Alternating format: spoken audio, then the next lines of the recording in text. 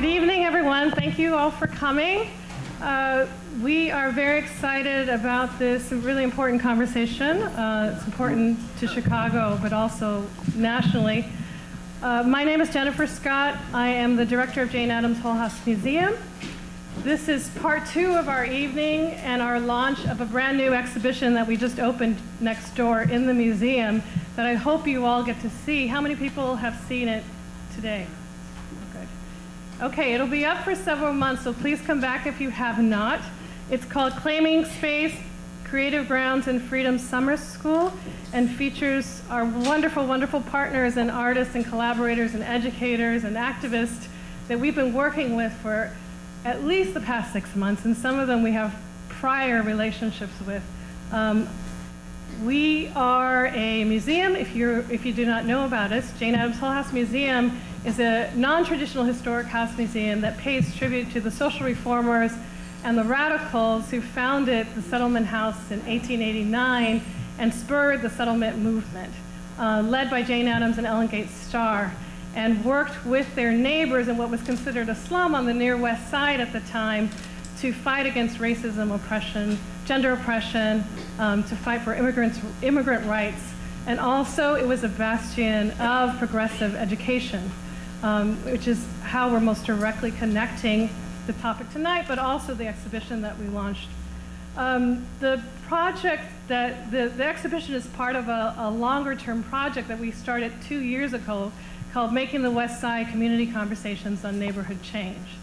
And we are working with partners throughout the West Side on trying to draw awareness to the connection between neighborhood history and neighborhood change so that people can make the desired change in their communities, in their neighborhoods that they want to see. I want to thank a lot of our partners who are here tonight. 360 Nation, which is the summer freedom school that we are featuring in the exhibition that is operating out of Charles Sumner Math and Science Community Academy. So one of the representatives from that school is on the panel tonight, the principal, who you'll hear a lot more from. But we have a lot of the students here. Can we see your show of hands?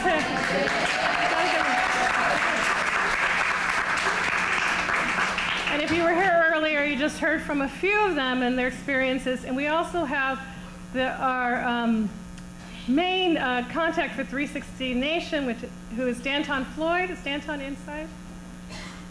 Oh, I see him outside. Danton Floyd, who will join us. And also our artists who are with a really important project that's featured in the exhibition called Creative Grounds, tracking school closures, particularly on the west side. And they have a mapping project that's really important to see. It's about accessing information so that you can navigate your right to the city, your right to sanctuary, and most importantly, your right to education. Those artists are Paula Aguirre and Sarah Pooley, who are here, I believe, in the room somewhere. We also have other artists that we worked with the show. Alexandra Regru, who was our designer for the show. Leah Gibson, who's here, who helped, there she is in the back, helped with worked with the students in the Summer Freedom School to create wallpaper designs that are now featured in the exhibition, but they were also used to wallpaper Sumner School. So we hope you'll visit the school too at some point.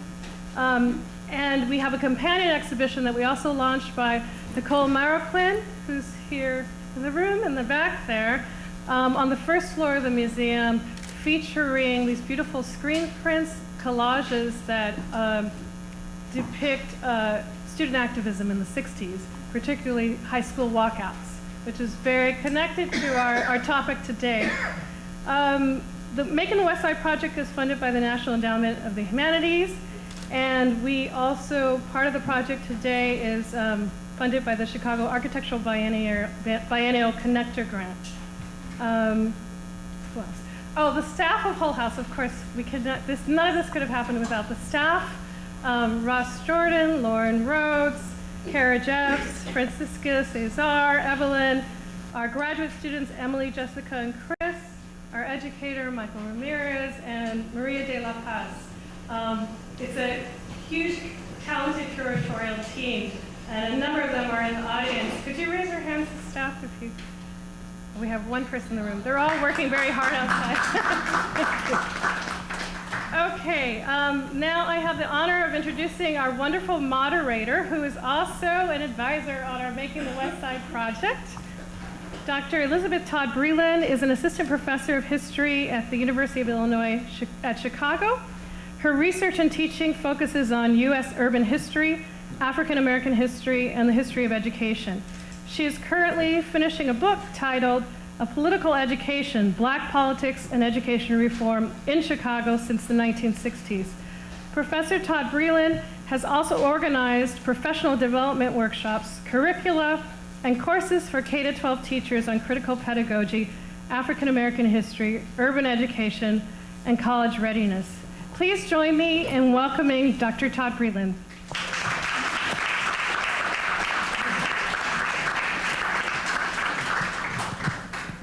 Thank you very much, Jennifer. Good evening.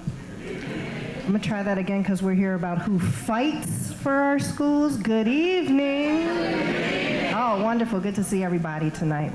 As Jennifer said, my name is Elizabeth Todd Breland. I'm very excited to be moderating this panel this evening. I'm a historian. We have some other historians on the panel as well. We have activists, organizers, educators, administrators who are all going to talk some about their own work, organizing, educating, et cetera, on the West Side. But we also want this to be a conversation. So I want to quickly tell you about the sort of plan for this evening. I'm going to put a few questions to the panel, and then we're going to open it up for discussion. After discussion, and that is not just Q&A, but really conversation amongst each other and with panelists. And then we're going to leave some space at the end to just leave the room open. So if you heard someone say something and you're like, I want to connect to that work, there'll be space and time to do that, or offer something. So I do want to touch quickly, though, on something that Jennifer sort of alluded to, which is that there is a really rich history of organizing around education on the West Side in particular. She mentioned walkouts in the 1960s, and we're coming up on the 50th anniversary of a whole lot of different things that happened in this city in 1968.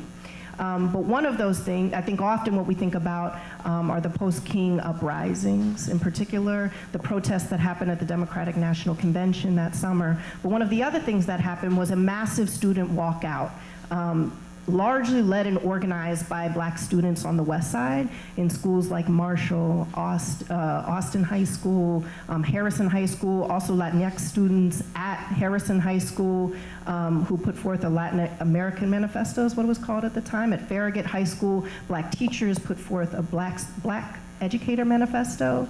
And so I think it's important for us to think about the long histories of these communities that people are going to be talking about, some continued work that's going on there today. So as we think about issues of divestment, as we think about the continued challenges in education, it's also very important to think about this very rich organizing history that exists and that we have some wonderful people here today that are building upon. So without further ado, I'm going to briefly introduce them and let them do some more extensive introduction of their work with you. We have Professor Abril Cortez, who is an assistant professor of education leadership and development at Northeastern Illinois University. He is a product of Chicago Public Schools. He has worked for several Latino-based community organizations in Chicago and has done research on the history and politics of community participation in public school policy. We also have Carolina Tapia. She is the co-director of Blocks Together, popular educator, political refugee from Chile, and a mother. Carolina has over 25 years of organizing experience, including being a participant in the 19-day hunger strike in Little Village that resulted in the construction of Little Village Lawndale High School, and has continued to participate in occupations of elementary schools since that time. We also have Tammy Benson with us here tonight. She is a special education teacher, trustee of the Chicago Teachers Union, co-chair of the Caucus of Rank and File Educators, and chair of the AFT Black Caucus Chicago. Tammy is also a lifelong resident of the West Side, where she teaches as well. Last but not least, we have Ms. Fatima Cook, Fatima, sorry, I just asked you and then said it wrong. Fatima Cook. She is the principal of Sumner Math and Science Community Academy, where the lovely students we have up here and who did the wonderful work across the way that you definitely need to check out if you haven't. She is their principal. She has been a longtime educator, with over 15 years of experience in urban education. So with that, I would like to turn it to the panel. And the first issue that I want you to discuss is really to just sort of flesh out your introduction. If you could give just a brief introduction about yourself, your community, the work you do on the West Side, and the work you do on or with education. Hi, hello everyone. My full name is Gabriel Alejandro Cortez Luna Canales, right? And before I get started, what I do in the beginning of each class, I'm an associate professor in the Educational Leadership Department at Northeastern Illinois University. So I prepare school principals. All my students are teachers, and what I have them do in the beginning of each class is to take 3 deep breaths, because to me, self-care is first and foremost, right? A lot of times we learn so many different topics, but we do not learn how to decompress under so much trauma that we live in.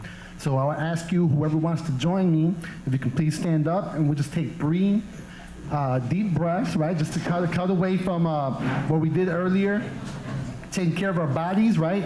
Feel free to breathe into your stomach and then breathe out through your chest, right? And all the negativity, let it get out of your system. And feel free to make some noise. On the count of 3, just take 3 deep breaths. 1, 2, and 3.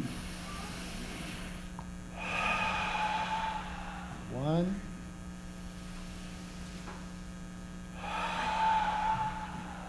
2. And 3. All right, you can have a seat.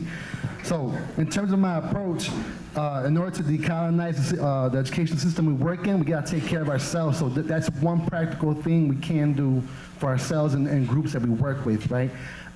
In terms of my style, when I speak, I like to learn who's in the audience. So how many of you are kindergarten through high school students? All right, so thank you for being here. I hope you learn from us as much as we can learn from you, right? I hope you participate. How many of you are educators? Educators, okay, cool. Well, the Teachers for Social Justice fair is coming up November 17th. So make sure you put that in your calendar, right? Because I do know, and this is the work that I do, right? I do know that teachers get caught up in designing curriculum that relates to students' lives. So this is what I can do for you right now, just giving you a little plugger of some resources for you to attend. How many of you are administrators? Administrators. Administrators do restorative justice practices in your spaces. You need to do it, right? My teachers tell me that our leaders are reluctant into implementing it into your school system. Please learn about it, right? Reach out to folks. You can reach out to me. I got resources I can, lead you to. How many here are community members, family members who have children in schools on the West Side? The West Side, okay, all right. Well, for me, join or create block clubs. If you can, right? If you can, do a Saturday morning cleanup on your street, and you will get to know your neighbors, because that's so important. We need to do that in every neighborhood. So that's the stuff that I do. In terms of the work, the reason I'm here is because I published 2 publications that pertain to this topic. 1, the hunger strike that took place in 2001 in Little Village High School, and 2, occupation of a field house that took place in 2010 in Pilsen. Right, both times is predominantly women, Mexican immigrant women, right, or Latina immigrant women, right, who challenged CPS because the public school policies that were corrupt, and these women actually led the community together to confront CPS and make some changes in order to, meet the needs, right, of the community. What I did as a professor in education, to the second part, which was the Whittier takeover, I came in as an ally. I didn't come in as I'm a professor, I know everything, I'm gonna tell you what to do, not at all. I'll come in and tell you what, these are leaders of their community, right? I came here to support you as an ally and tell me how I can help you. And it wasn't until later that I told them that I'm a professor in education and I have resources that I can make available to you, and ask me what you need, what you want me to put together. And we developed a reciprocal relationship where I understood what was going on from their point of view, right? And at the same time, I was able to put together some information and relay it to them so they can understand things from a different lens. So we built a relationship, and I forgot to ask for that stakeholder group. How many of you here are scholars? Scholars, please listen to what I'm saying right now, right? Develop a reciprocal relationship with school leaders in different communities, right? If you're just coming here to learn about the West Side, that's not enough. You need to go into West Side neighborhoods and school communities and talk to folks. And the reason that I published the situation at Whittier is the reason that people reached out to me, and I was able to contact my good friend Carolina. You see how that works? So in the reciprocity of our relationship, I was able to publish and document the situation so people can read the story that probably wouldn't be told elsewhere. So that's what I do. So thank you. Thank you, Gabe. Hello, I'm Caro, Carolina Olga del Pilar Gaeta Tapia. I got a long name too, bro. I am a political educator whose really political formation and my lens in which I interpret the world was really formed at a real tender age of 4. Not because I wanted to, but it was forced on me. Through September 11, 1973, which was a testing ground for neoliberalism. And I share this because Chile was the testing ground, right, for this very dehumanizing, evil economic policies that here in the United States we're feeling the impact now, right, through, when we talk about privatization of public goods, that's at the core of these neoliberal economic policies, right? And the ways in which they operate, and they'll say by any means necessary, whether it's torture, whether it's destabilizing, the same tactics we've seen, right, to close down schools, to destabilize our community. Those are, I tell everybody, just understand the neoliberal economic policies, and then we'll understand why things are happening in our community. They're not by consequences, they're by design. So because this impacted me personally, I witnessed my father being taken by the military, and then we were forced to leave my country. I was exiled to the United States, right? So for me, that's been my lifelong mission, to educate folks, right, about the evils of these neoliberal politics, and to ensure that I'm not just preaching, right, but that people are given the equipment and the tools and the capacity to understand. And that's why I always say I'm a popular educator, because I really believe not in agitation, I believe in education. Right, because I believe in raising consciousness. Because if you agitate folks, you get them maybe to a protest, to a meeting. But if you don't develop consciousness, that person leaves afterwards, right? When their self-interest is no longer served, you out. So we don't talk about self-interest, we talk about the collective interest, and how is it that we raise our members and our community residents' capacity, provide them the tools to have those critical thoughts and to put pieces together, right? Because things that are happening, the way they destabilize, the way they talk about the economy, that's directly connected to these economic neoliberal policies. So that's the work I do at the core. Currently, we were involved. It's always been around education, because I really believe coming from poor communities and immigrant communities, we've always been sold the story, right? Education gets us out of poverty. Education gets us out of the hood. Right, but when education is being denied to us, right, that story, I'm like 45 years old, yeah, I know I'm old. But that was back in the days, that was a story, right? Go to school, get educated, and that's your ticket out the hood, right? We can't tell that story anymore to the youth. The way our schools have been destabilized, defunded on purpose, right? So they create chaos. When they create chaos, then whoa, let's give you a solution for this chaos we created. Let's bring in corporations. So it's no longer about educating folks, right? It's about dehumanizing them and making them a product. Is this product gonna make me money? If it's not, you're no longer valuable to us, right? So that's at the core of my different organizing efforts, have been to ensure that I'm a resource and that I'm there to support whatever changes the community wants to take on and make sure that they're the ones leading the fight.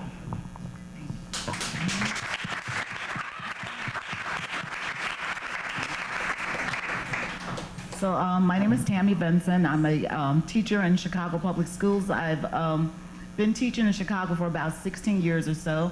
I've been at 2 different schools that were closed based on bogus CPS policies. One school was turned around, and we, as the staff in that building, everybody was fired. But prior to that, we were mobilizing ourselves. We were going to board meetings. We were talking to the board, to our community, to everybody, trying to save our schools. Laughing with Caroline earlier, same thing happened when I was at Emmett. I met her when Emmett was being closed. So one of the, I guess the neoliberal agenda is to have us beg for our quality of life and beg for quality education. So my stand as a member of the C2 Black Caucus has been to bring attention to the demise of the Black educator. So part of that, I think, this attack on Black educators is not because we lack the credentials, not because we lack the capacity, not because we lack the ability to educate children, all children, not just Black children, but I think there's like an attack just on workers to begin with. And educating folks to think about their responsibility as citizens of the world and of our city is not the priority of our school system. So when we have educators that are politically active, that support candidates, Black educators were the foundation of Harold Washington's campaign. Those folks raised the first money needed to get him on the ballot, to get him to run for mayor of Chicago. Best mayor of Chicago, in my opinion, ever, but he's not here. But if we think about an attack on our capacity to take care of ourselves, to actively engage our communities, to collaborate with folks, to bring attention to the mass exodus. There are folks that are leaving our city and our state in droves because we have folks that we elect, folks that we put our faith in to represent our interests that are not doing it. So as a member of the Black Caucus, as a member of CTU, as an educator, I believe it is my responsibility to work with other folks to bring attention to these things. Because if we believe the hype, that there are folks that actually care about us and are actually trying to ensure that we have the services that our tax dollars pay for, then we're really going to be lost. So we have to think about the children. If we don't believe that the fight for a fight for quality education for every child in Chicago, every child in the nation is our responsibility as the adults, as the whatever the heck you want to call us, but it's our responsibility to do it, and so that's why I do what I do. Thanks. Good evening. I am Fatima Cook, and I am the principal, the proud principal, as I say, of Charles Sumner Math and Science Community Academy. I have been in education for, I would say, about 15 years, starting off as a primary teacher, teaching kindergarten and first grade for most years. I also am a product of Chicago Public Schools, graduated from Simeon and then went off to NIU. So why do I do this, right? So I am a product of CPS, and so it is my belief that if you pour into children and give them opportunities and experiences like they have here, it'll open doors that they normally would not see open. And so for me, I think that what's important is just to make sure that every student that I come across knows that I believe that they can do anything that they put their minds to. And if they put in the hard work, anything is achievable for them. And so my perspective is really like on the ground, right? I work with students every day, and I work with teachers every day so that they can pour into students and make them believe and achieve all that they can be.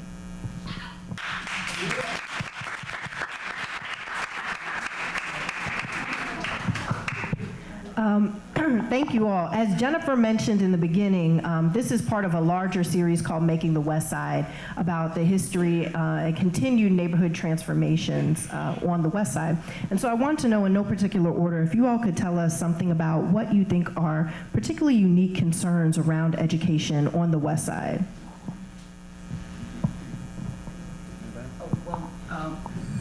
So I live in the Austin area, and I don't know if you guys, I think this mic is on, but I live in the Austin area. Austin High School was the largest high school in Chicago for a really long time. And I'm pretty sure if you guys have heard the news that, you know, the population of Austin has lowered. It used to be, again, the highest populated area. Now I think Lakeview has more. But Austin does not have a neighborhood high school. Austin High School was divided into 3 separate high schools, and right now I don't think of those 3 high schools that were recently consolidated as to one, that there are 500 kids there. So we have thousands of youth within the community, and their needs are not being addressed. And if you track, I guess, the bogus graduation rates, and even the dropout rates, the kids in Austin, after the lack of a feeder school, those kids just dropped out. They were just lost. They were not comfortable going outside of their community to go into school. Folks could say it's gang related, but I think it was just that lack of cohesion within our city. So the kids felt a challenge of traveling to those neighborhoods. So they dropped out, and that's some concern, a lack of that level of continuity, that students have a quality education choice in that area.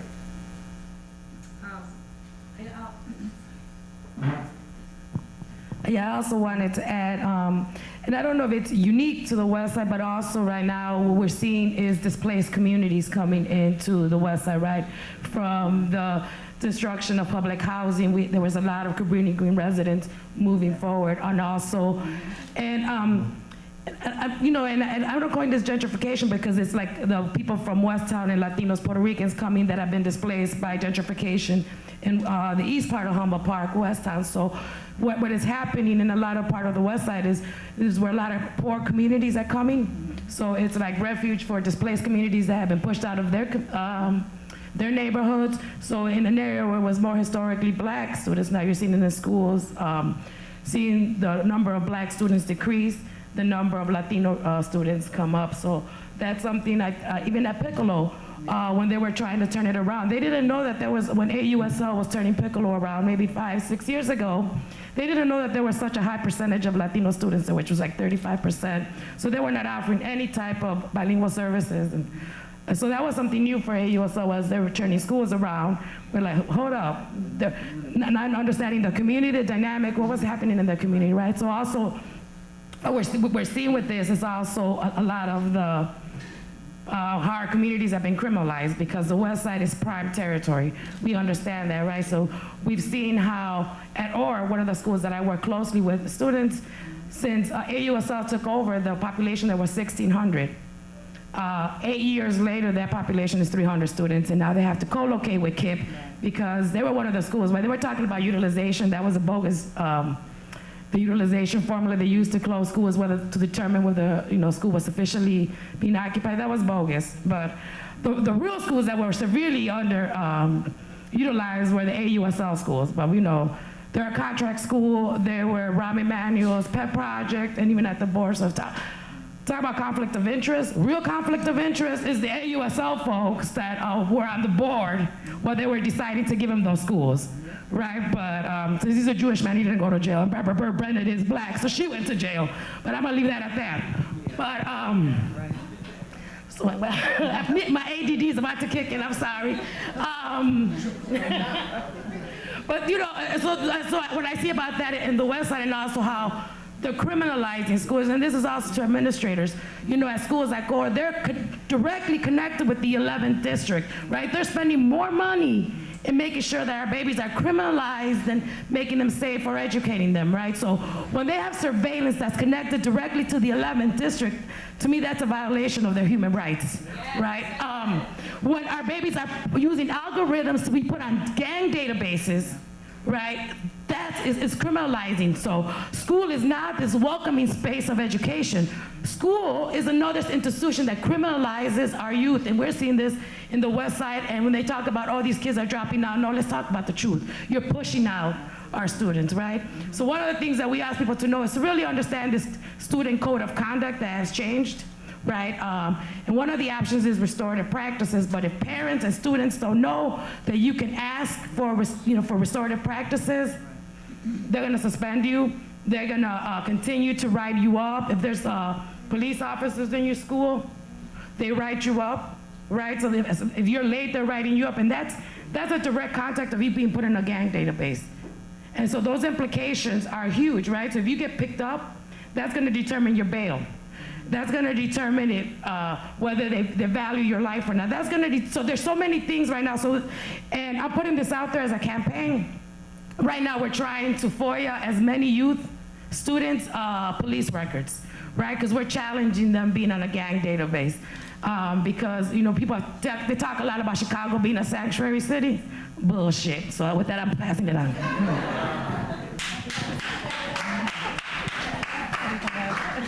So Sumner used to probably be it was the centralized school in the area that is in, and it housed about 1,200 students at one time. And so now we're about down to 250, 280, including pre-K. So what we see is that our families who leave our school are not leaving to go to other schools that are in the community. They're leaving Chicago. They're leaving the state. So a lot of opportunities that they don't see in their own community, they are finding, in other places. Another issue that I realized as I am at Sumner is it's food sources, right? So I'm in this place and I want to find somewhere to go for lunch, right? But where is the closest place that I can find something that's not fast food, that's not, something that's going to be, right? That's not a gas station. Where do I find that's really close within the 5-block, radius of the school? And it doesn't exist. I have to get on the expressway. I have to go 10 blocks to Cermak. And so there are a lot of resources that are not in the community where our students are and our parents. And so you see a lot of the flight because of the lack of resources that are in the community. So. I'm going to stand up because I want to see the faces of the people. I don't want the podium being in the way, to be respectful to everybody, right? But there's two things. One, and let's be real honest, because I'm going to ask y'all a critical question. How many of you support charter schools and private schools? Nobody? Nobody? All right, good. No. And the reason I ask, because the charter school movement is hitting the west side, right? It's competing with neighborhood schools. They're taking funds, right? In terms of the budget, like they're taking away the budget from neighborhood schools, and all of a sudden there's money to build new charter schools to open it up. It's become a competition, right? And we know that charter schools actually hire young teachers who are not established, right? Not so many years as a teacher. Their relationships with students are brand new. They're learning the trade as they go at the expense of our students. You know what I'm saying? I'm not saying they're all bad teachers, but that's the trend, right? Phenomenon that's happening in the West Side right now. And we need to understand what that means, right? Another thing is the shift of demographics, right? I was at a school by Division and Grand. The principal, young African-American male, he told me that we got 4 different cultural communities in the school. It hasn't been that case, since forever. So he says we have 2 black communities, one that's a bit more affluent than the other, and there's a lot of tension there. And we have an emerging Latino immigrant community, right? And that's kind of brand new. And I was like, well, what's the 4th one? Oh, the 4th one is the predominantly white teachers in the school. Right? A lot of times we forget about that community in the school, right? And so they're like, so I'm dealing with this and people don't understand each other and there's still distance to one another, and I'm trying to figure out how we can build a community in this school. I don't think that's the only case that's happening, in the West Side, right? Because of the shifts, right? The teachers, for the most part, what he told me was like, well, once they're done, they clock out and they leave. They're not trying to, put in more hours to learn more about the communities that they actually serve. To me, that's a huge problem. I put it on community members to advocate for this. Put on community members to also, if you see an emerging community coming out, introduce yourselves. I was in Bellwood not too long ago, and they made a dual language immersion elementary school, which was at one point a predominantly black community school, and parents had a problem with it. And to me, I understood that because you know what? This was their, this is your school. You grew up in this neighborhood, but it's up to the leadership, right, to bring those communities together. If you're not doing that, you're gonna have tension, you're gonna have conflict, and people are not gonna be focused on studying, right, and then performing in their grades and stuff like that. So those are the concerns, but it's also by design, because we're gonna just put everybody all up in the mix, cut your budget, and y'all need to figure it out. And if you get in trouble, guess what? We got prisons waiting for you, so. Thank you. So we've heard now some things about some of the fallout of divestment, community divestment, divestment from schools, what happens when there's divesting happening from neighborhood schools, but also all types of other resources in the community at the same time that you see an influx of resources around law enforcement, for example, right? And so we have some sense of some of the challenges, and you're more than welcome to keep talking about those as well. But I was wondering if you can talk some about what you see as possibilities and opportunities within this landscape to create change.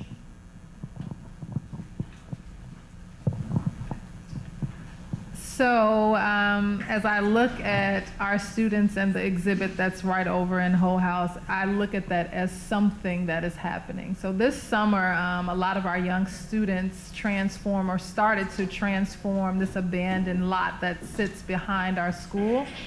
And I think the thought is that we as a community, and when I say community, school community and the community around our school, have to take part in creating that change that we kind of want to see. And so the students spent lots and lots of time pulling out the litter and weeds, and they were cutting down all plants, and they had a shipment of wood chips come in. And so I remember, I think it was Shania, it was after a holiday weekend. And the community, or there were some people in the community, had littered in their lot. And she was so upset, and I can't believe they would do this. And so for me, when you say that, it is creating spaces and creating opportunities for students and community members to, create the place that they want to, have within the community that they live in, so.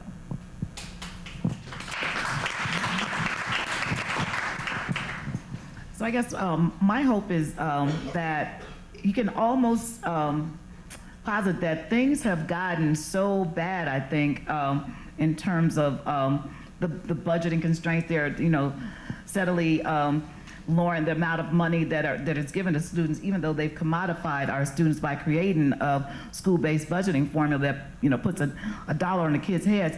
But I think educators now are, we've almost gotten to the cream of the crop. There have been so many policies and practices that have gotten rid of so many educators.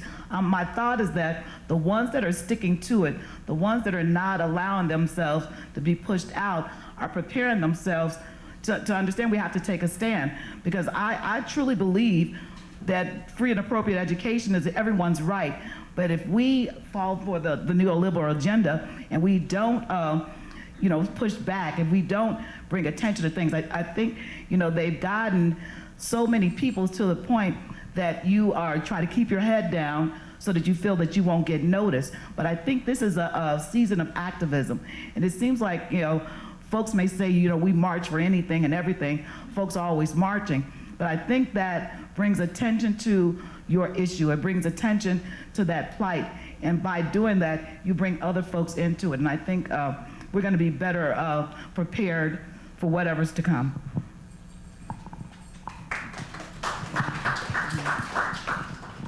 Yeah, I think there's a lot of opportunity, especially in this time where, there's so much access to information, right? So, if we don't believe the hype, if we dig a little deeper in terms of understanding what is being done to our communities, what rhetoric they're using to pass legislation and pass laws. And sometimes the worst thing is we are celebrating our demise, right? We try to defeat the monster, but then we feed the monster, right? So if we don't really understand how these policies that are enacted and how these so-called leaders or political representation are constantly filling their pockets and not working to ensure that our communities are reinvested, right? So for, as a popular educator, for me, it's always critical, make sure that in all spaces, right, those directly impacted, our voices are heard.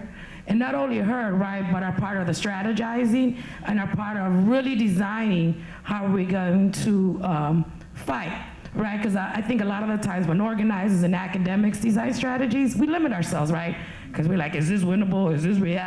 When you're getting screwed, you're gonna do whatever it takes to get yourself out of that situation, right? And those were some of the learnings I had during the hunger strike and during the occupation at Whittier. Well, when we did the hunger strike, we didn't even really think about how long. We were just like, hey, we're gonna lose some weight. We're not gonna need no Jenny Craig. You know, we're gonna get some attention. But as time was passing by, we're like, hey, right? But what had happened was, not only for us, but our community, it began to awaken a sense of, like, it began to awaken curiosity. It began to awaken, like, why in the hell, as a community that generates the second largest amount of tax revenue for this city, which is Little Village, 26th Street Strip, are they not reinvesting back in our communities, right? So I think that's what for me is so critical, and I learned that for the people that are directly impacted, we'll push that envelope, right? And push it to the point to victory. Like there's a saying we use in Spanish, hasta la victoria siempre. Until victory always. Not until, hey, they get us maybe this, right? I'll work with that.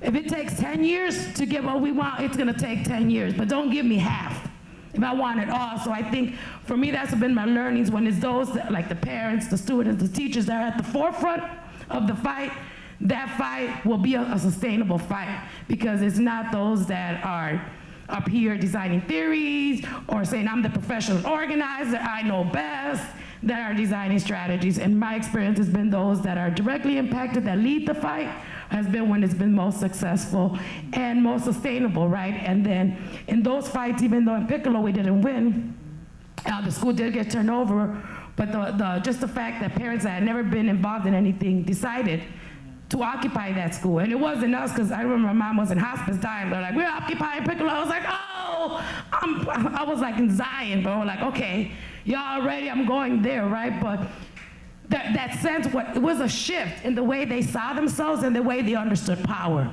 right? Because I think a lot of the times as community, we give away power. When we do these power analysis, we're looking at the mayor, we're looking at the alderman, we fail to see the power we have, the collective power we have as a community, right? So with that, I think let's not give away our power, because that's an opportunity, but we understand that as taxpayers, we're investors. And if we're not seeing a return on our investment, there's something wrong, right?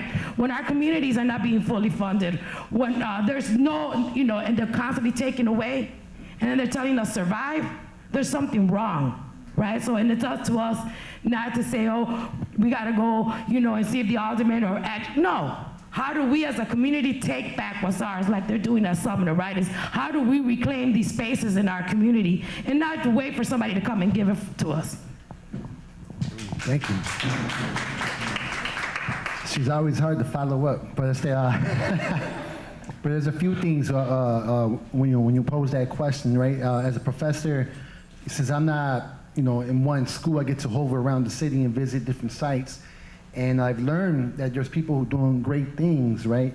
But what I don't see is connections. So sometimes you have an initiative like in Englewood on 63rd and Morgan, Elevated Gardens, put together by this woman, Taryn, I forgot her last name.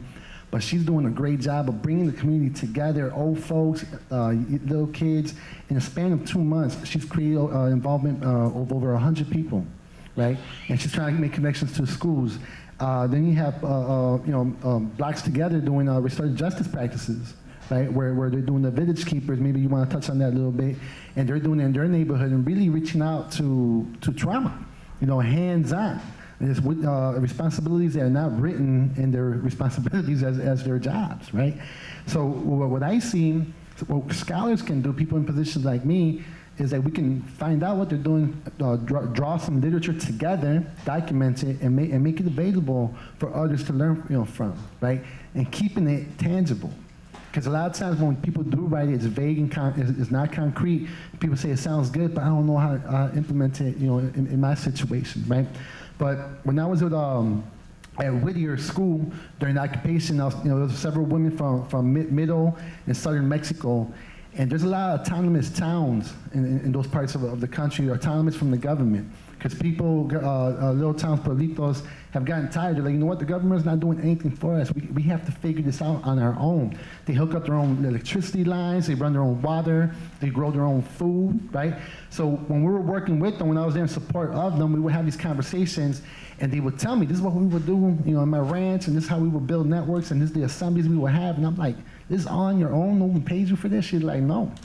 We may have to step it up in that way. Right? And as educators, we're probably the first ones to kind of think about it in that sense, because everyone else is pretty much on survival mode. But we got to build with them. We're not doing it for them, we got to do it with them. A lot of times we just got to initiate it or see what they're doing, right? But there's so much stuff happening that we need to connect. But the biggest challenge to me is the displacement. I mean, let's not forget the history of the 80s. It took about 6 or 7 years, citywide movement, Black community, Latino community, right, to push for the local school councils. But this was under the late Harold Washington as mayor, right? But it was a push that was citywide, made all the connections before social media. You know what I'm saying? So people talk to each other face to face, right, before Facebook and all of that. So like we can do it, we got more connection now, right? But the challenge is that these communities, they don't know each other because of the displacement, and people are just being tossed left and right. So people are more concerned about their living situation, really don't have any time to come to the school situation, and that's real talk, right? So how do we set the tempo? That's one thing we got to think about. And another call that I want to put out there is for the artists. Any artists in the room? Artists? Cool. The artists, we need to do a campaign, right, of what we value. Let it be restorative justice, circles, gardening, like it could be symbolic as well, and put it out there so the kids, the people in the community could see it. Different places on the walls, faces and values, because we need to repeat it and reaffirm it as much as we can. So those are some possibilities.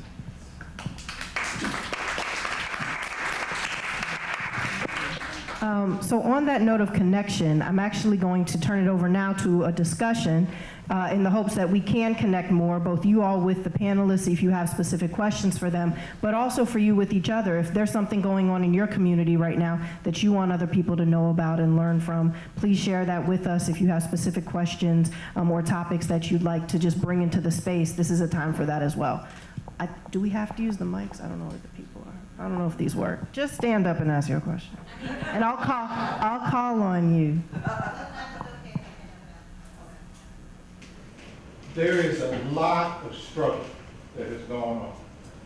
And in order to do more struggle, you got to have a better appreciation of all the struggle that's going on. This place that we're in right now, it's the product of struggle. It was a hell of a struggle waged to try to prevent this university from being located here. It was led by some of the finest organizers that the late 50s and 60s saw in this city. Wonderful Italian woman, Florence Scala.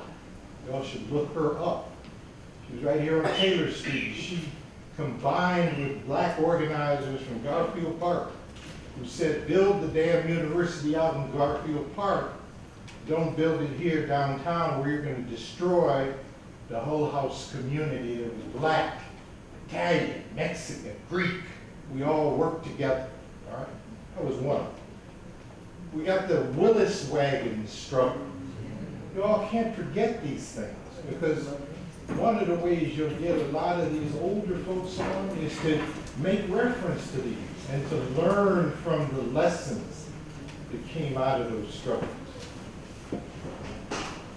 I also think that the other thing is the whole Jenner school boycott. That was an incredible struggle on the near west side of Cabrini Green.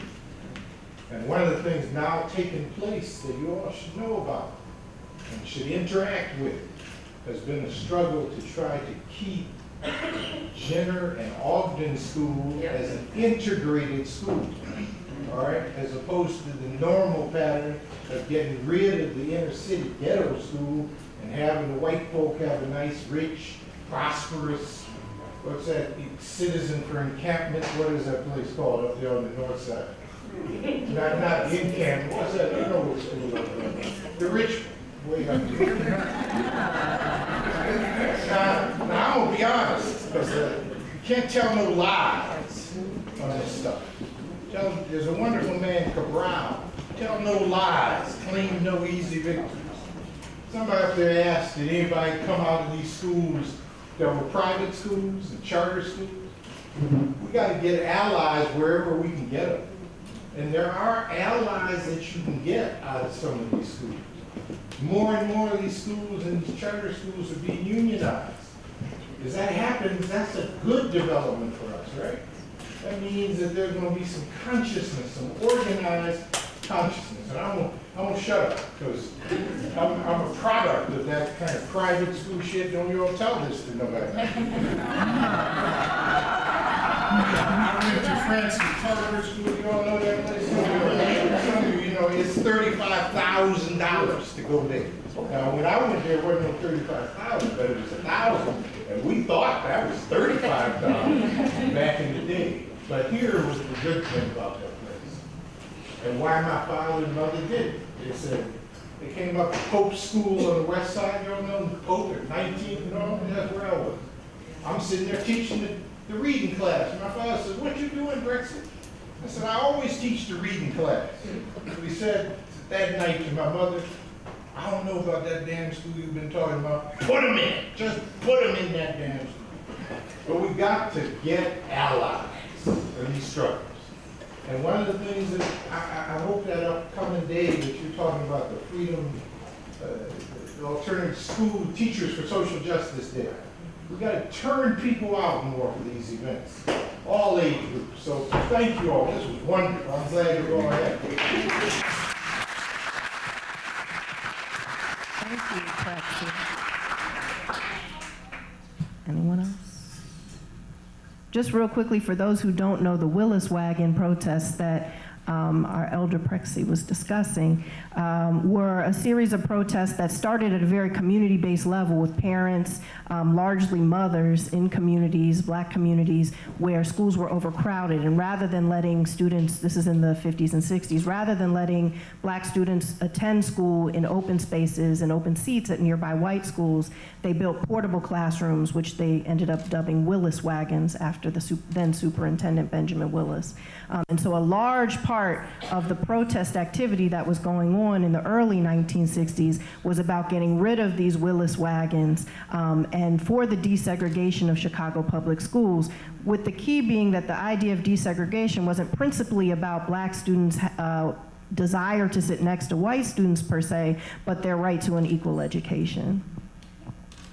Other questions, comments? Yes, sir.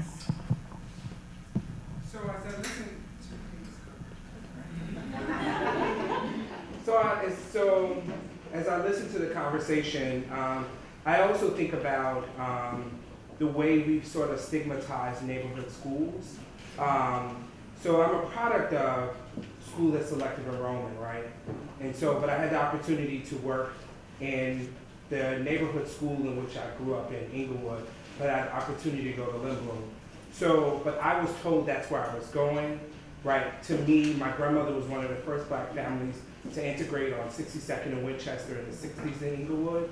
So like, for me, that was the school that I saw. I didn't really think that there was a certain score you had to have, I just didn't think about that. And so as a person who worked in a high school and have to go around to certain sort of neighborhood elementary schools, and the conversation that I would have with parents was astounding, related to the lack of information that they had about how well their neighborhood school is actually doing with the type of student that their child is.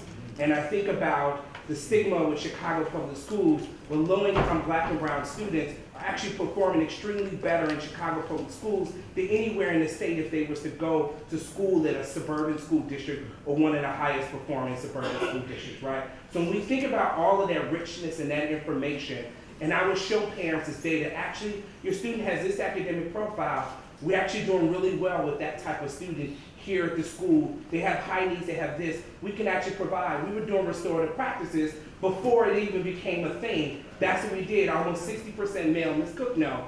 almost 60% male, and when you think about closing gaps and doing all these particular things, but it was amazing to me the stigma that's associated with neighborhood schools. So I'm wondering, how are we not only organizing parents, but I think educating parents, and even the University of Chicago Consortium came out and said that actually a mid-tier student or a high-performing student coming from an elementary school, if they go to their neighborhood school, they're actually going to do really well as compared to going to certain selected enrollments. And then recent data said the Black and Latino population in certain selected enrollment schools have been declining. There are certain selected enrollment schools that are carrying the districts, and that's like South Shore, that's Keene, that's Lindblom, but some of those schools that also still continue to be stigmatized. So I'm wondering how we really educate, we can organize, but are we educating parents to really say, you know what, I'm going to choose my neighborhood school and send my child there so they can really blossom and be the example. And I think part of us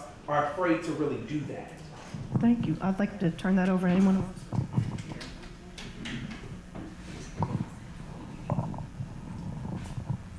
So, and to the point that you're making, and I guess that's a question that I've always had for administrators.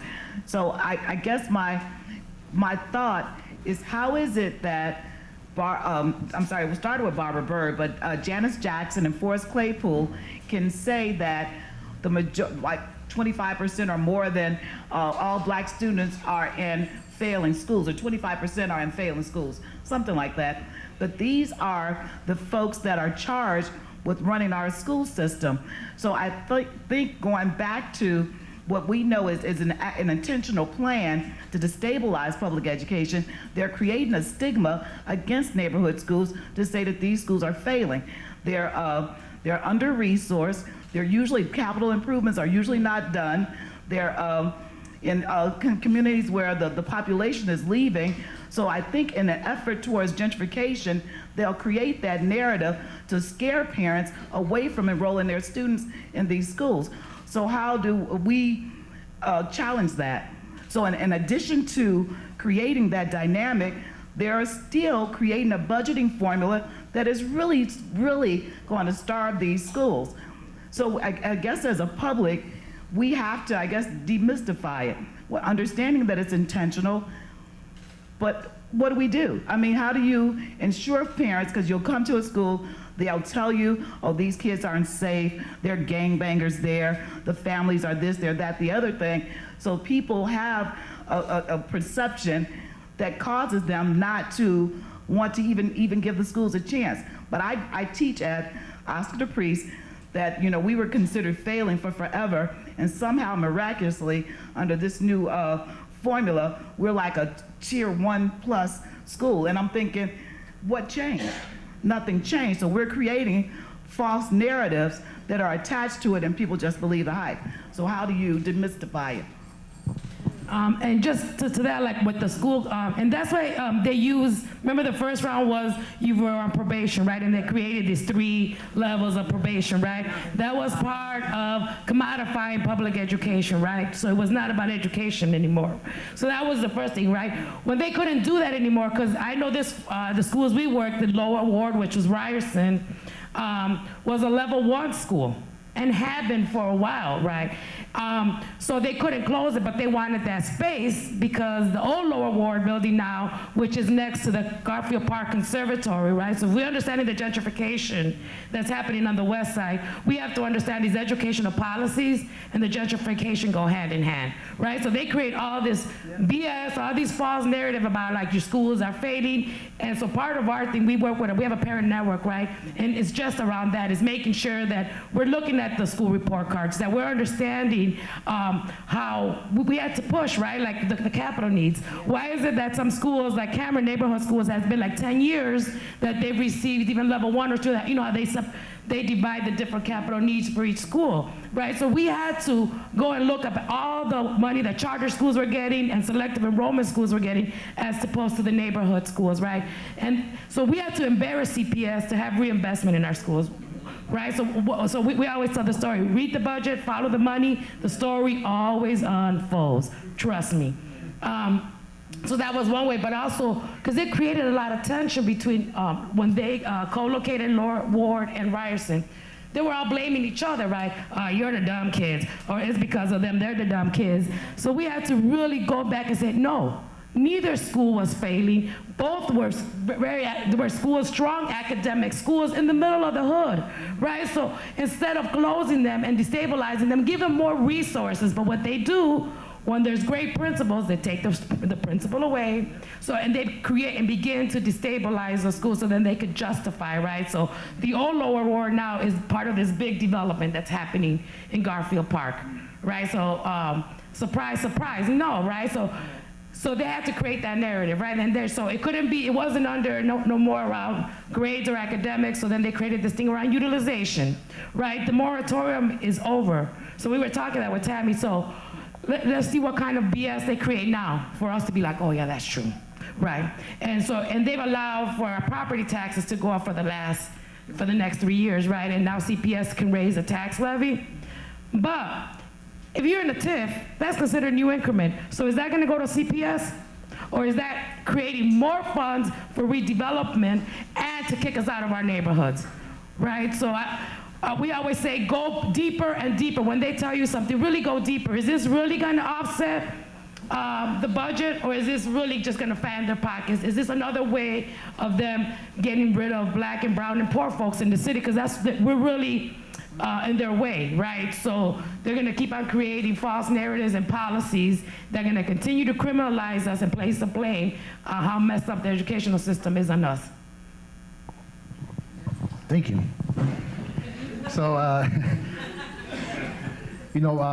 great question and a great comment by the gentleman over here to the left. But as I was preparing for this panel today, I was looking to see at the stats of enrollment of West Side schools, high schools, and I was expecting to see a decline, thinking that an increase because people were being pushed over to the West Side. But what I saw was a decline in the enrollment, and I was actually surprised. And that's actually good research, right? When you're surprised by it.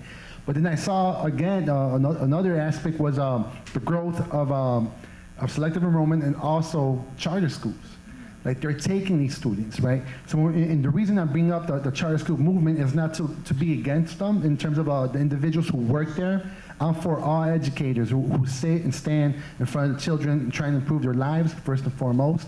But when we're looking at structures, right, and we're looking at what's happening in the city of Chicago and in this nation of privatizing public schools for the sake of profit, because that's what is happening. Right, I have great friends who went to charter schools and say, you know what, this school saved my life. And they're pro-charter, we're still friends, I understand they have a different experience, but I try to look at it from a broader perspective, right? But I think they're taking that so they can say, well look, your schools are under-enrolled, we don't need them, we need to take them out. What we're seeing now, I'm on Facebook seeing, I don't have any kids. All my friends who have kids are saying, I have to pay so much money for all these fees, I never had to pay this 5 years ago, and they're in public schools.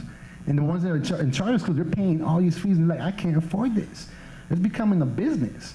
We're in the middle of a plan that took place in the mid-'80s to make school an industry, $1 billion industry, right? So I mean, that's the real talk, and I forgot my last part, but I'll leave it at that. Oh, did you want? Other questions, comments? Yes, in the back. So me and some of my friends here, we're education majors. We're actually like taking classes for this stuff. So just learning about like the struggle of the past, the struggle of the present, and like the possible struggles to come up in the future. What advice would you give us to keep fighting this fight? Because it's a lot, and we're only studying it right now. So once you actually get into the classroom, what do you have to say for us? Like, I'm not even in the classroom yet. So advice to future educators. So if someone would have told me that I would be sitting in this seat when I was a teacher, I would have said absolutely not. I would never go into the principalship. It's not something that I was interested in.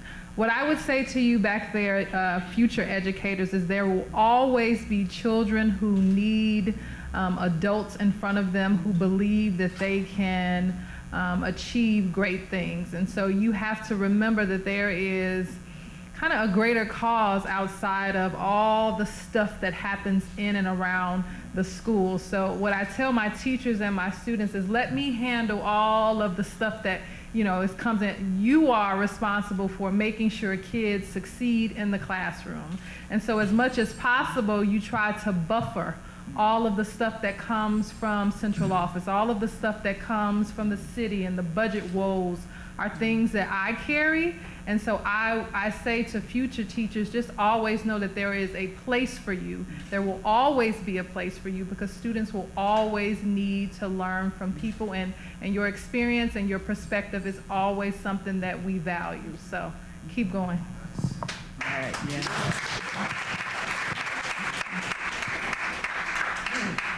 So I'm a member of the caucus of rank and file educators, CORE, and currently the leadership of CTU is from that same caucus. So that caucus was founded on the principles that we are education professionals, and that our pedagogy and our professionalism is the hallmark of our ability to interact with communities. So we're strong believers in pushing back against bad policies. So we believe that if you don't stand for something, you'll fall for anything. And in education, understanding that something like standardized testing, which is being used to shut down schools, to fire teachers, and to fail students, to create a failure narrative for entire communities, is a problem. And we need to, as education professionals, say that our professionalism should not be predicated on a multiple choice test. So we're we are challenging folks to say that that's not our job, that that's not our role. We are absolutely responsible for educating young people, but do we educate folks to accept things as they are without challenging them?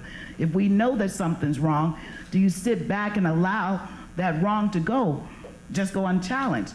So I believe that educators everybody is an educator, but folks that decide to make that their profession should do it with a sense of professionalism, that I'm gonna fight for my job, and I'm gonna fight for my ability to teach young people.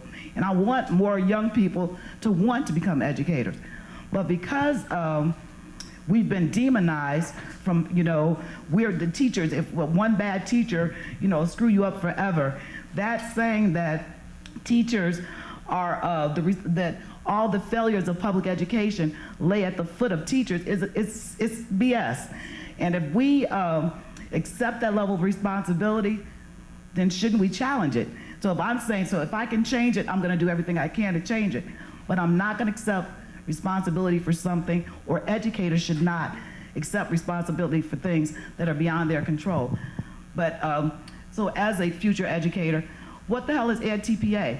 We have Pearson that is currently responsible for deciding who becomes educators in the state of Illinois. How did that happen? So why aren't we thanking the money? They doing it for the money. How do we not go to Springfield and yell at the people that decided to do this? Again, they're commodifying our children. They're trying to find any way, shape, or form they can profit from education, because education has a lot of money. How are we always broke? So anyway, we have to think about that. Yeah, broke on purpose. So I actually wrote some notes on forget. So first I want to say thank you, and I honor that, right, for your courage to be an educator, because we don't do it for the money, right? So much love to all of you for your aspirations. But my first thing is self-care. Make sure you find ways to take care of yourself, because your temple is gonna hurt. Because it's war. It's a war, and you're spiritual warriors in that sense, right? Because there's so much going on, and we build community off of that. So first and foremost, take care of yourself. Remind yourself why you do it, right? Go open mic poetry sets, check out some art, talk to people, be around other people who think like you, because bad teachers don't go in to become bad teachers.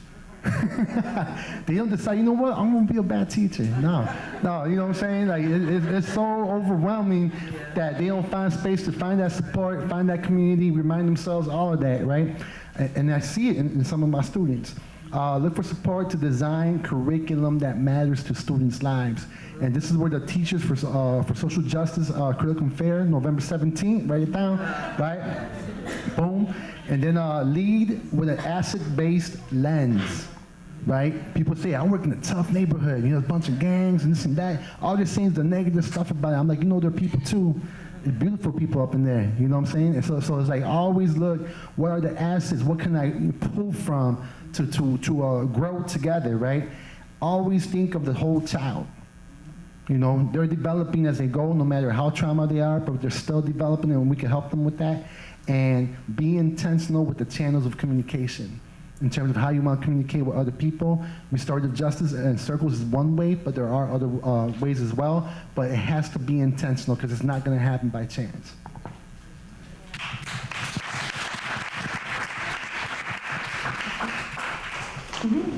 I was just curious if you could speak on some of the things that go into making the algorithm that's closing down the schools. Is it just standardized testing? Is it community itself? Like, what are they basing the school closings on? One thing that we're looking at, right, that we've seen, because the school closes is nothing new, right? So this has been happening for a while. So if you look at communities where, like one of the things we found out when we did the occupation at Whittier was there was 160 schools without libraries, right? So if you looked at those schools and if you looked at where the communities were, those were Black and Latino communities and poor community, right? So if we see where the bulk of school closing started on the south side, right? With the Mid-South plan, and I think this was over like maybe 10, 12 years ago. Yeah, so don't quote me on this, my timing is off, right? But it started off with the school closings connecting to the breaking down of public housing, right? So then they were telling the story, you know, the right to return, that was violated, right? So for me, and this is just my take, and what we've been looking at is in areas where the communities are changing, where they're gentrifying communities, is where they're using, right, to take back the land. It's a land grab, and in a lot of our communities, the school closes have been land grabs, right? Because also in a lot of these poorer communities, the schools also are anchors, right? So they're not just schools, they provide different services. Like Ryerson had a clinic in it, they had a parent center, the Bulls had put a gym in there. So there were those spaces were being occupied more than just from 8 in the morning to 3 in the afternoon. It was really a neighborhood resource. So when you start destabilizing and taking resources away, and then you start slowly seeing the shift, right? Like the old Lower War building is now going to be condos, right? And so if you start looking at what happened to a lot of these empty buildings, how are they being redeveloped, and how the community has not even been questioned or engaged in how we should repurpose these vacant lots, right? Because there are new vacant lots in our communities. So it's a continuing, right? So not only the impact does it have physically, but also emotionally and psychologically for our community, especially for our children, right? This is another boarded up building in our community that we have to walk through. So this is just another reminder that we're not worthy of being invested. So I would look at the trend of communities that are being displaced, and then look at schools that have been closed or turned around, and they go hand in hand. So I know in terms of, so it started, I think school closings were based on test scores. I think the test was ISAT at one part. They were saying student performance on ISAT was a thing. Then it went to NWA in terms of test scores. There's a University of Chicago that survey or whatever. The results of that survey are part of the school's ranking. There's the utilization formula that had to do with 32 students in each room, whatever, and they use the bathroom as whatever. So that formula was flawed. So I taught at Emmett. So after the underutilization, they said we were mostly fully utilized, I think over 60% utilized, and this was in 2012, I think, 12, 13, whatever. But what they closed us for, and they said that the criteria they used to close it, that we were not ADA accessible. Okay, so mind you, the building was over 100 years old, and ADA code, whatever, that would have been a capital improvement. So instead of accepting responsibility for not having done that upgrade to make it accessible, they closed the school for lack of accessibility. So again, what the data has shown is the majority of the schools that have been closed, regardless of formula, have had veteran Black high-priced teachers. So under No Child Left Behind and under mandates prior to that, they said that we had to keep getting educated. So they're PhD having, multiple master's degree having educators in buildings that they decided, you know, why the heck are you teaching this kindergarten, whatever, let's close the building, get rid of that, because a turnaround and prior to the REACH evaluation, a turnaround was the only way they could get rid of you after you had attained tenure. So that turnaround agenda was used to wholesale get rid of, I'd say from CTU having a membership of about 50% African American educators, we're down to about 19%, maybe 12%. So that was done primarily with the turnaround agenda and currently with the REACH evaluation. So yeah, the algorithm changes. Yeah. Sorry, just to add to that, the short answer is there is no consistent logic behind the reason that schools are closed. So beginning in 1995, when Mayor Daley, when control of Chicago Public Schools was put under the mayor and laws were changed at the state level, it provided the context in which schools were able to be closed in more easily, I guess I should say. And so you saw school closings happen under Paul Vallis in the 90s when these ideas about probation were put in place, schools that dropped below certain levels based on a number of different criteria, none of which are the same criteria that are used today, were closed. And then increasingly into the early 2000s with both the Plan for Transformation, which was a plan for the demolition of public housing, and plan is a loose term. It was an idea for the demolition of public housing without a true plan for where people would be relocated or resettled. And then also with Renaissance 2010, which was put in place in 2004, and again allowed for the growth of new schools, particularly new charter schools, and to make it easier to close schools. But again, the logics don't pan out, so that many of the new schools that were commissioned under the Renaissance 2010 program were put in communities that already had decreasing population. So this idea of underutilization doesn't hold up. Schools that were closed, as people have mentioned, would have higher test scores on various different tests than schools that were not closed. So there's no constant or consistent justification.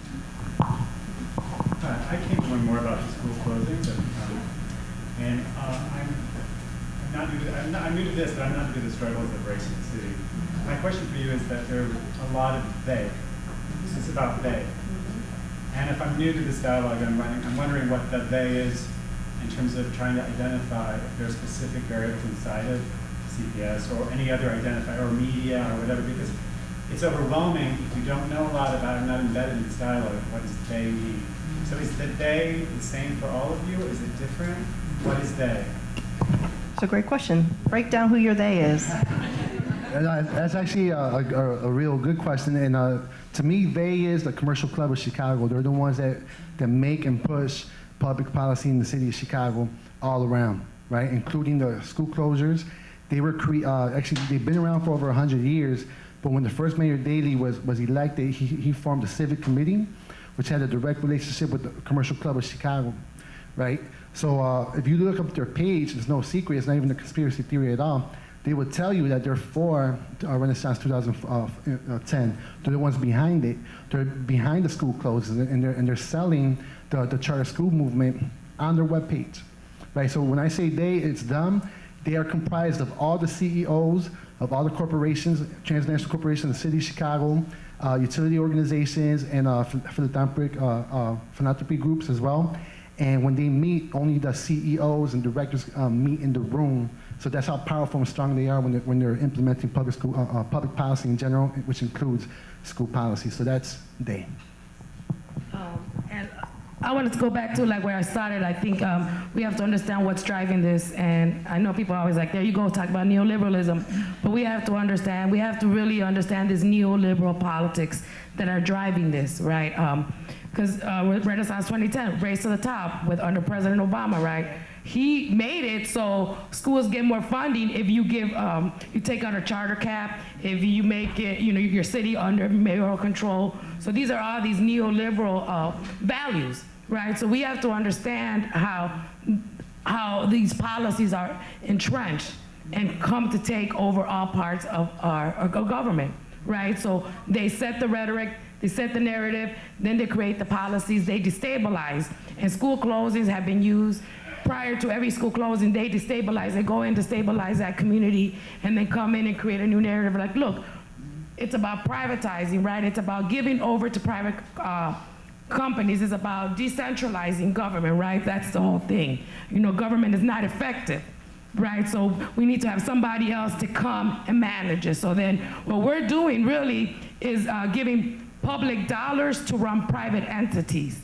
Right, so then we no longer as a public have that power, that control over those entities, because they're saying the public is too stupid to run these institutions, so we have to hand them over to corporations, right? So if we don't begin to fight that, and that to me at the core is the monster, right? That we have to fight it and name it, right? Because that's what I constantly say, we feed that monster and then we try to slay it.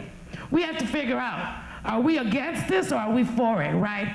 We can't say, oh yeah, we have to be able to fight. I don't care who you are, right? If you're implementing these policies in my community, you're pushing, I don't care if you look like me, I don't care, right? Because a lot of people and this is what I learned in Chile, people that look like me are the ones that torture my people, are the ones that kill my people, so this identity politics stuff don't work with me.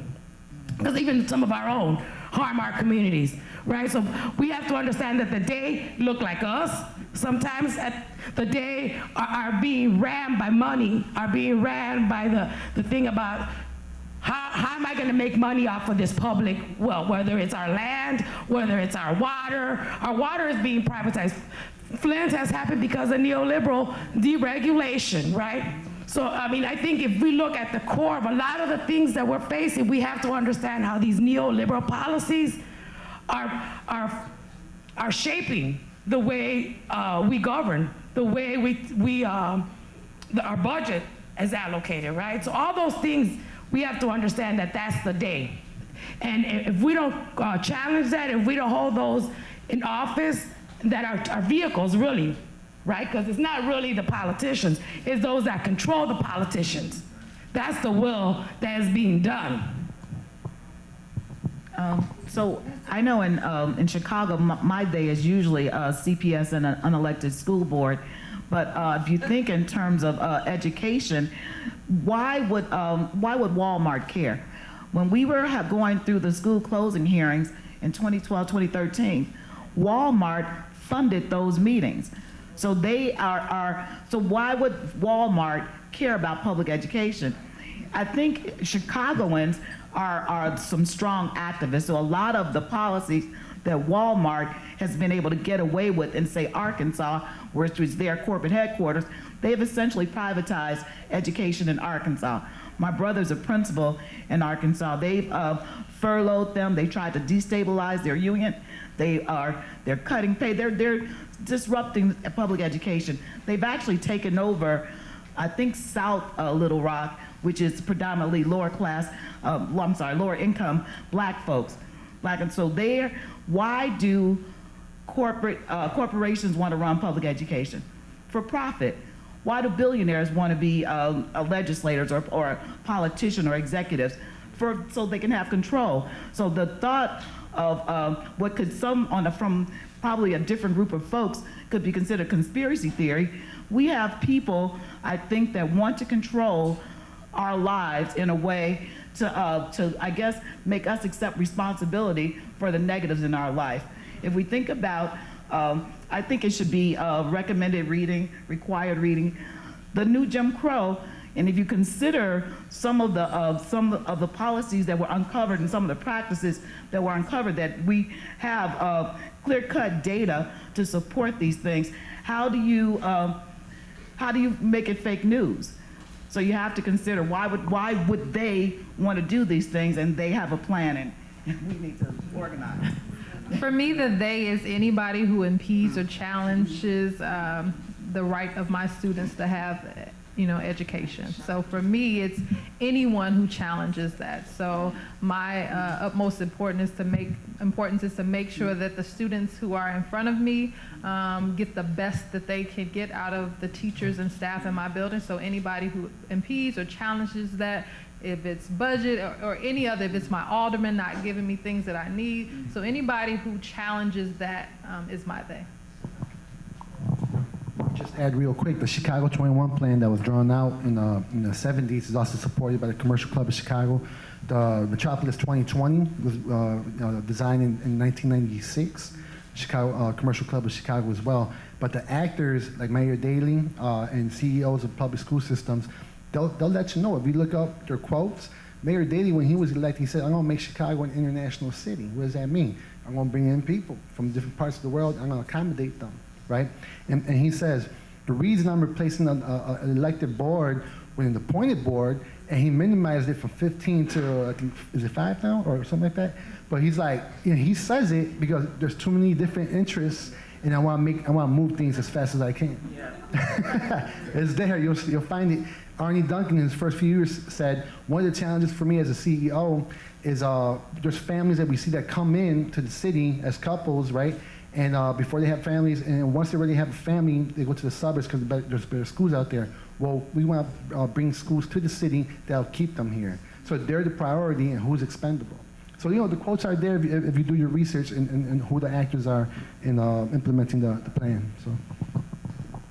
And I would just add, I think in all areas, particularly of government, if our officials are first and foremost responsive to the parties that we're talking about here and not their own constituents, that's something on us as well, right? To change in any way that we can who they're actually accountable to, and to force them to be accountable to those, as you were saying earlier, most impacted. And some of you all have done this work, right? And if they're not doing that, then to get them out of office as well. But I think that that's something, there's very little participatory democracy here in the city of Chicago, and certainly in the realm of education, right? Like, we have an appointed school board that's appointed by the mayor, and the mayor is in these rooms with these meetings, right? And that's, it's crystallized under Rahm Emanuel because he has directly the corporate side and the political side, but it's been there for decades. Yeah. Thank you all. I really appreciate everything that you've been sharing. I have a question. I think something that's used against us in trying to fight and achieve equity in the city is how compartmentalized that we as citizens even think about the city. Because there's a lot of things out there. They have a plan for Chicago, not just the South Side, not just the West Side. But a lot of times we frame what we're doing, the work that we're doing in our communities in that way. And particularly if you're talking about CPS, the students are predominantly Black and brown children. It's almost like 90%. But I think something that is used against us as well is, for one, those two communities are very different, even if they're in the same neighborhoods. So is there work being done to combine those communities, particularly between Black and brown people, in this fight? And also, how do we bring the different sections of the city together, particularly like the South and West Sides? We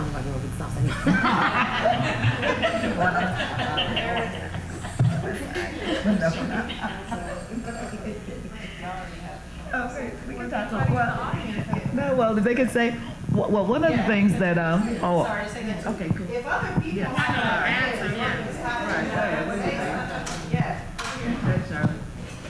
So one of the things that and this is just my belief, we have been segregated since we had the Great Migration to Chicago.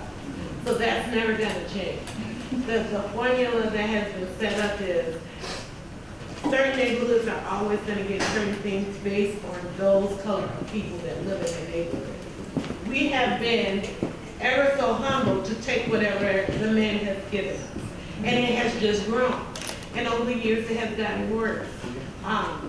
This is what they want to do. They want to separate you and not make you one community. You want to say what's happening in Garfield Park opposed to what's happening in Rogers Park. Okay, they talk about the school system. It's not equal. I saw on Channel 9 where they built this great field for the kids to go out and have dinner. And I thought, Who's taking these kids to gym? They don't have a gym teacher. And so it defeats the cause. So when you talk about separation, it's all a plan. We do more with less because we want our children to be the best. It's not about that. So our problem is that when we start yelling about the things that our children don't have, or we're not cooperating, we don't have the money. Let me tell you, if you go downtown to Michigan Avenue, and you buy you a sandwich, and you ride the train, and you may even walk along Lakeshore Drive, it's costing you money, right? But our children that live in certain neighborhoods can't even see that and be a part of that on a daily basis. How can we tell our children, you can grow up to be whatever you want, but you can't even give them a gym teacher, a librarian, a counselor, a nurse, and these kids have issues every day that they gotta deal with. So my thing is, they always try to, you gotta pick a side. Either you're for me or you're against me. If you're for me, you still may not get none. And if you're against me, you ain't never getting none. And that's the way that they divide our community. Look, I was a part of the 2012 strike. I had worked in CPS over 25 years. I had never worked on the school on the north side, but I was given the old hair district. I said, is this even a part of the city? You know why? Because my kids they grew up in the Austin area. They went to the neighborhood schools. They went to neighborhood high schools. And when they went to college, they went out of the state. I saw that. But when I went to those schools and I said, man, these buildings are nice. They had air conditioning. Even before air conditioning was for old fire kids. Okay? They had grass. They had a place where you could park your car and lock the gate, and nobody had to come outside and open it for you. So when we talk about these things, we have to look internally. This is how they keep us separated and divided. I'm going to give you more. They're going to be pissed off, but maybe they'll move. Okay? It's all about how can they take more of the city and give it to more people that they think should be here now. Remember, in the 60s, the 50s and the 60s, a lot of the white folks went to the suburbs. They just fled. And we stayed. We stayed with what little we had. I grew up on 16th Street, okay? They had houses where people lived in a one room and it could be a family of 10. But you know what? They stayed. Now if you go into these different areas, I tell them, I've always said this, if you see your school get new lights, new boilers, new grounds, new windows, you close it, right? Start looking for a new job. Start looking for your child to go somewhere. Because in every instance, if they put millions of dollars in a building, your child is not going to be there. And they're going to have to walk 6, 8 blocks to the next neighborhood school. And they're going to put a charter in there. They're going to slide it on in there. Oh, we're going to service all the kids. Charters do not service children with special needs. If your child has a behavior problem or is going through trauma, guess what? This is the school, and this school ain't pleasant. Take them down into the neighborhood school. So we have to really think about our neighborhoods. Look, we can live whatever we want when we start at earning our money. But if we start pulling up rank and moving to the suburbs, because we want to give our children, and my kids are grown now, and they still live in Austin. But you know what? I tell them, if you want to change the community, you got to be the community that changes the community. It's not going to happen to me, because you live here. So this is the difference that we have to take. And as far as budgeting, public schools have never had money. Not for what they needed it for. They give it to who they want to give it to when they want to give it to. Election year is coming, watch and see. Some money just rains from the sky. They have the election, they ain't gonna have money to buy oil for your child's school.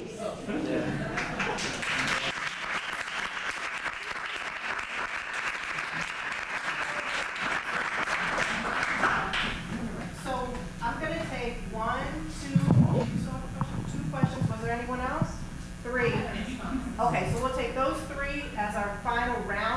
questions? And then I have an announcement. Or have an announcement to make? People can weigh in if they'd like to, and again, then we will have the space beyond that so that people can continue to have conversations informally and connect with each other. So, 1, 2, 3. Yes. Hey y'all, hey Austin. I actually, to connect with your question, want to ask you all about coalition building.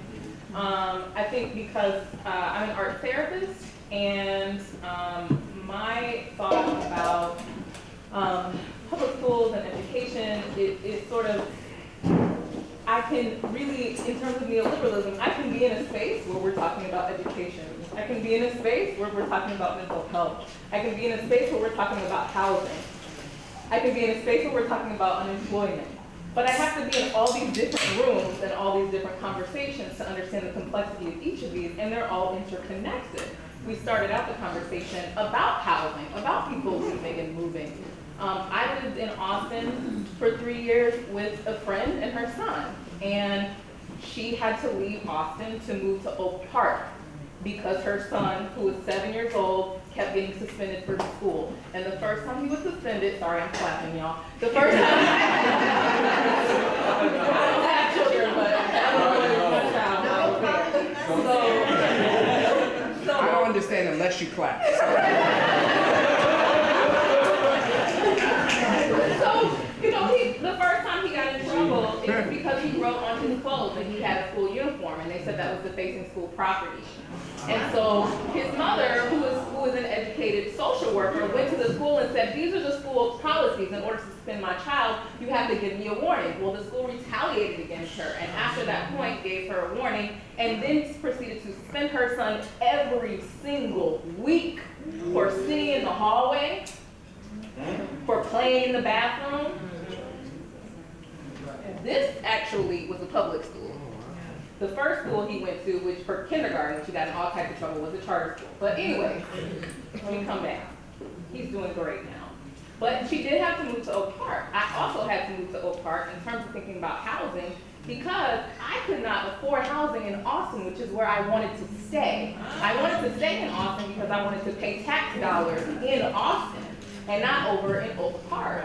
But as a single woman, I could not afford housing because all of the places that I would have looked to live the prices were hiked up for public aid or for vouchers and things. So I couldn't win in that scenario, and my goal was to support my community. So in terms of thinking about coalition building, for me, it's really important to always think about how things are set up so that we don't have information and we can't have these conversations as interconnected, but just living with a parent, for me, these are all of the layers that were involved. So if you all can just kind of speak to coalition building and your understanding of how that actually looks and works on the ground, that would be something I really would love to hear about.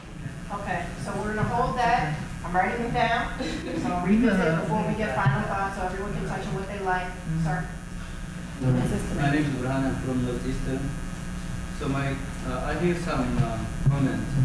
We are product of long struggle. So also mentioned and Caro mentioned we have to keep fighting without no give up. So my question is, compare despite our struggle. So the governor or the mayor, they are doing whatever they want. For example, school closing, layoff teachers, so many things. So how do you evaluate or rate the current struggle system or technique compared with 50 years or 60 years? Are we doing the right way to defeat the wrong person, whatever governor or president? So how do you evaluate now? Because we are struggling, but we never achieve. Still, there is so many bad things happen continue. So how do you evaluate the current system or technique of struggle compared with 50 years? Yep. Comment. Me? Yes. Oh, sorry. So I was just thinking about your question about how we can bridge the gap between Black and brown communities. And I've just been thinking that a lot of it comes with recognizing the similarity of our lived experiences. So I feel that both Black and brown communities have an elaborate genealogy that informs our educational philosophy. So, for example, we've both been on the border between embracing this American identity versus our own cultural identity and the tension between that, as well as our value for everyday practices, home literacy practices like that. So I think I was just thinking that a lot of times it comes around just organizing around those similarities. And I think opportunity comes in those specific neighborhoods where you have that. I'm trying to think of an area. Some areas I would say probably in the Pilsen area a little bit where there's a mixture of Black and brown people, and we're kind of almost at the border in a sense. So those are just my thoughts. You know, I feel that there's a lot of similarities in what we've been through as a people living here, having come from one country, being displaced here, and we don't often talk about that because it always boils down to skin color or things like that. But we are both immigrants. So I think organizing around that can provide a lot. Okay. And I'm going to end with Willis up front, because I know you have something to say, but she said she's scared, but I think we'll find out to say something.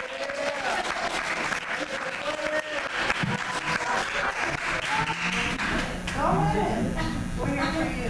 Go ahead. Okay. So, my question is for all the teachers and principals, how do they get through all the work that they have to do? They have paperwork and stuff like that. How do they get through it? That's a very good question.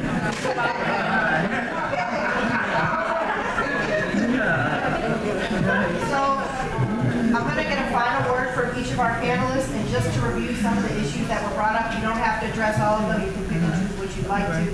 But the first one was around coalition building and interconnected systems. The second one was about comparing and evaluating our current struggles in the context of past struggles. And then we had a comment here, but also teachers and educators, how do you get through all this work and paperwork?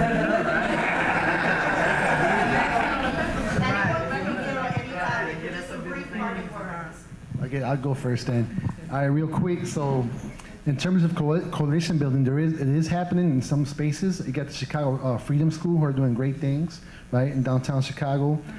Build Inc. in the West Side. I know I have a few friends there who work with Black and brown youth and doing great things, right?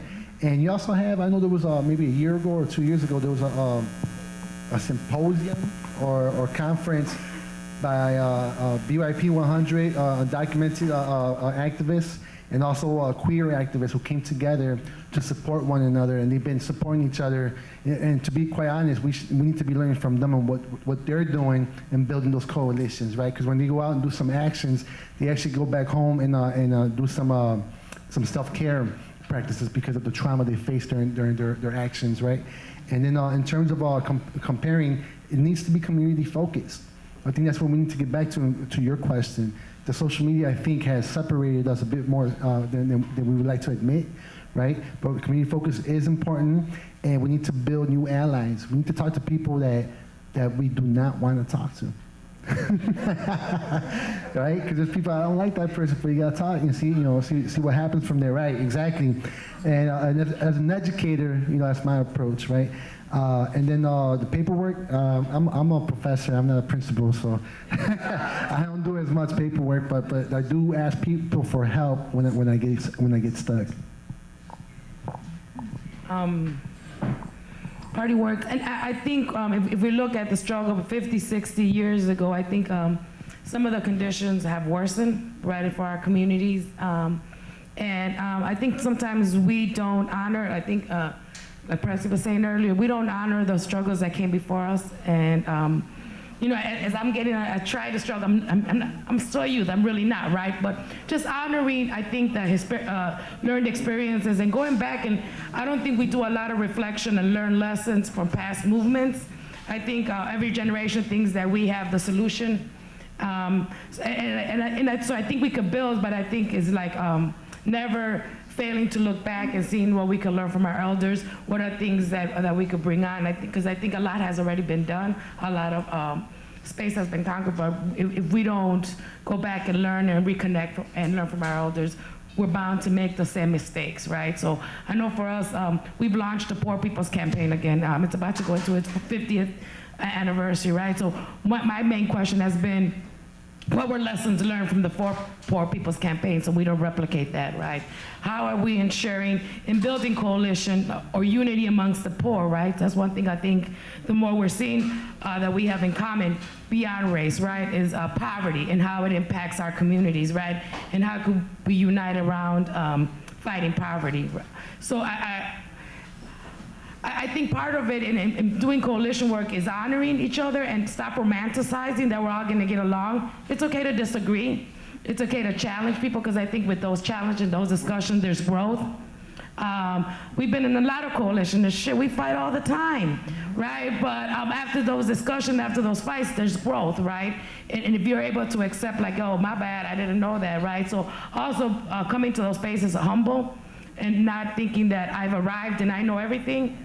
You know, sometimes I gotta remind myself that too, right? But it's more note to self, right? But I think it's the way we come into these spaces, right? Understanding that, because I think a lot of times we tend to romanticize movements, and there's a lot of shit that happens in movements, right? We gotta, but also how we move forward through that, having that commitment to our struggle, and knowing that there's gonna be challenges and how we deal with them. And I always say, you know, the only fight we lose is the one we don't fight.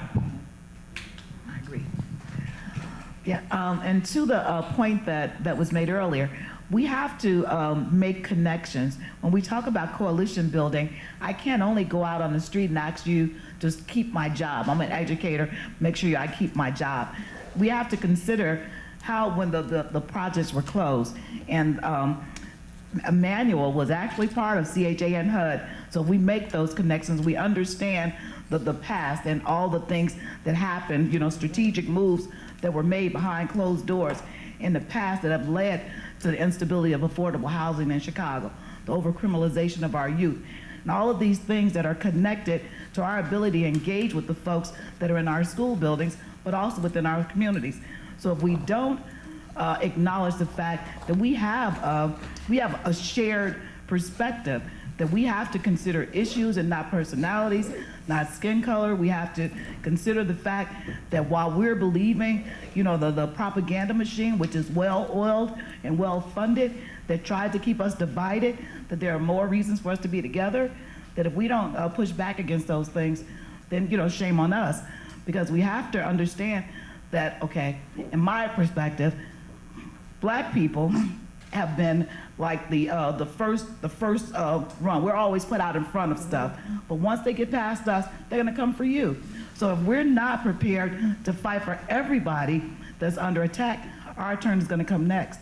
So that's why, you know, we have to consider, you know, that's your problem over in Humboldt Park. Now it's my problem in Austin. So we have to consider, how do we work together?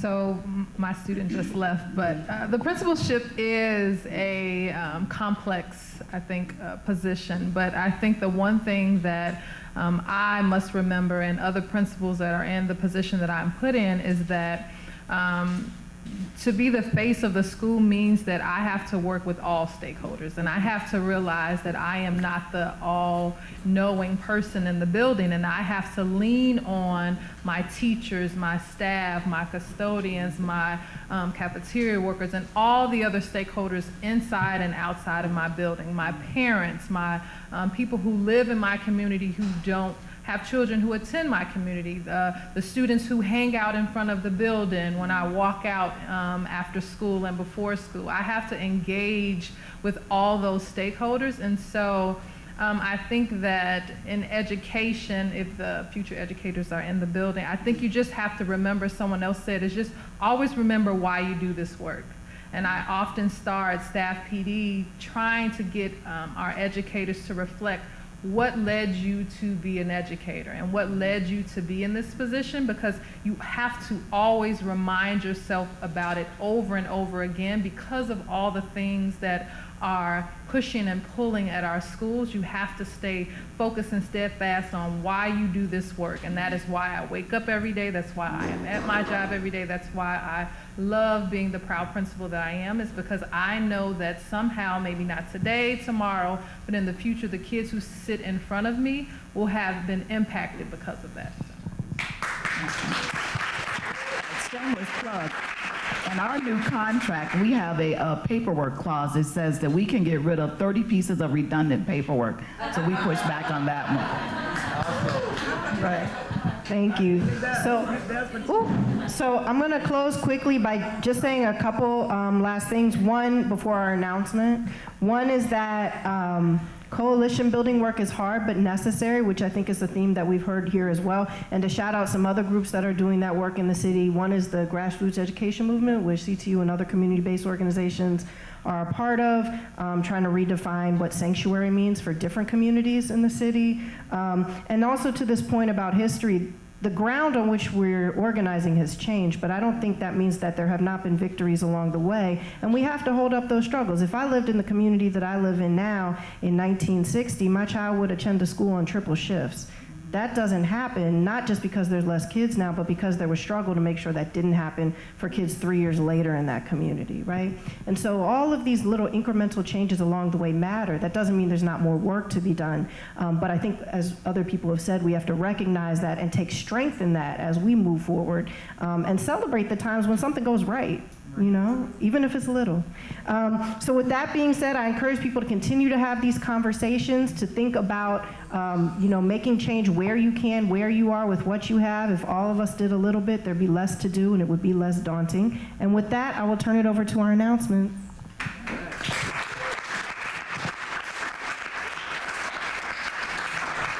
So my name is Lauren Monson Rhodes, and I am the Senior Education Manager here at Jane Addams Hull-House Museum. I am also the proud daughter of two people who have their doctorates in education, and the proud sister of a public school math coach, and the proud sister of a private boarding school teaching boys with dyslexia brother. So I'm just saying this because I love being around educators and people who just continue to fight for the education of children. And I have to say specifically for those of you who talked about kids who have special educational needs, as somebody who has special educational needs and had some issues in my own small town public school, I have to say I thank the good teachers that I had some horrible teachers, but it's really the good teachers, just getting back to that point, who just can change everything for you. So I think everybody in the audience is an educator. That being said, it was an amazing conversation, and this conversation about education and divestment from education and neighborhood change in Chicago will continue. The exhibition, Claiming Space, will be up, as Jennifer said in the beginning, for quite a few months. This is not a topic that we're gonna run away from here at Jane Addams Hull-House Museum, particularly because the settlement itself has its roots in progressive era education reform. Many of these educational models still exist today. If you ever had to play with blocks in the classroom, you know what I'm talking about. I do want to make a couple of invitations for you. One is we do have another exhibition-related event coming up on October 12th from 6 to 8 p.m. called West Side Arts, Claiming and Reclaiming Space. It will include artists such as Miguel Aguilar from the Running Street Art Tours, which I haven't done it, but they hold them every once in a while over at the National Museum of Mexican Art. You should do it, bring your running shoes. Alexandria Regbu, Leah Gibson, Danton Floyd, and Sarah Pooley, all who were involved in the Claiming Space exhibition next door. I probably pronounced somebody's name wrong. I apologize. So please join us for that next month on October 12th. I also want to let you know that the museum is open briefly right now, so if you came here for the talk but missed the exhibition and want to go back and see the exhibition, you just do a brief walkthrough, you can. Nicole Mariquin, who just snuck out, her artwork is also featured on the first floor of the museum, so you should check that out, because we did talk about the 68 to 73 protests. Also, too, we have a ton of Thai food in the back. Please make yourself a plate and take it home. The Jewish, the mother but Jewish woman in me wants you to do so. So please, please, please take some food home. Thank you again for being here tonight. I hope to see you again on October 12th. And